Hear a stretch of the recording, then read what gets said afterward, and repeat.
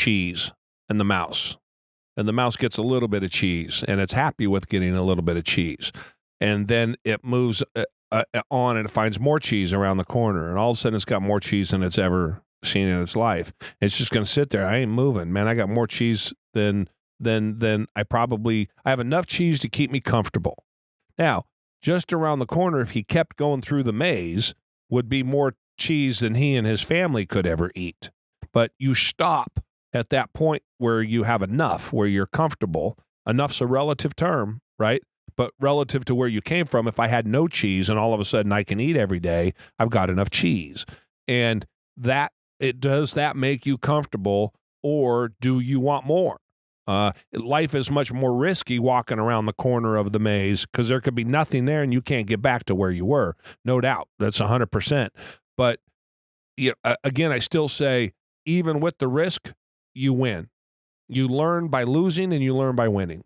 So you're ahead of where you were when you made the decision to make the jump. If you lose money on the house, you're ahead of the game for how real estate works and how people make money and be successful in this world, 100%. Even if you lost your ass on it. I think those are both equally good paths in life. It really just comes down to the person.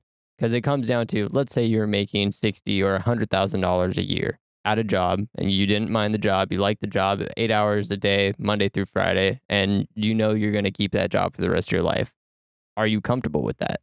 I know lots of people who would say, hell yeah, sign me up. And they'll do that for their entire career. And they're happy. I agree. They're making enough to get by and do what they want to do. And good for them. And there's nothing wrong with that. Yeah, and good for them. But then I think there are some of us that are like, I don't really give a shit about the $100,000 a year. I care about trying something new, pushing myself further, seeing what I can make with this opportunity at life that I'm given.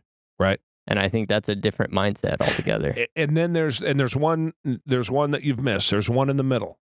There's that person that thinks, which is the one that I'm talking about specifically, the one that thinks that their life, they've got it good, that they can pay their bills, and they've got just enough, and they can go to the movies on a Friday night, and that makes them happy, but they're not.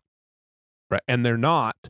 They just can't deal with not being happy. They can't deal with trying to go out and get more because of all of the things that I just went through, all of the pressures and stresses.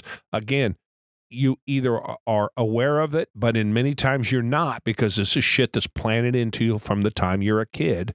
You're surrounded with it by everybody around you. Popular culture, you're indoctrinated into it. You're indoctrinated into it from a government perspective. Your family and friends have indoctrinated you into it. You just don't know any better other than you say you're happy because you had more than you did, but you're not. And that's where I was.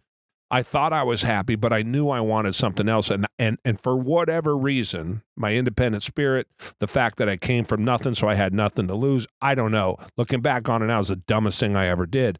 I don't know. Something made me go, no, I'm going to do that. So you have the guys that know they're going to try it and they don't give a fuck. You have the guys that are comfortable and happy working the assembly line and getting off it at 5 o'clock and all the rest of that. And that's great. And I am not disparaging that in any way. This podcast is about people who are different from that, though. And so in the middle of that is the guy that wants to, but's not sure, that feels like he might have the idea, but he's got all of these forces against him that are subconsciously telling him that he cannot. And that's the person that I want to understand. How do you make that move? You understand that you're Superman. Because there's no guarantee anything. You're fucked. Yeah. It could all go to shit. Absolutely 100%. But you have to believe that you can do something about it if it all goes to shit.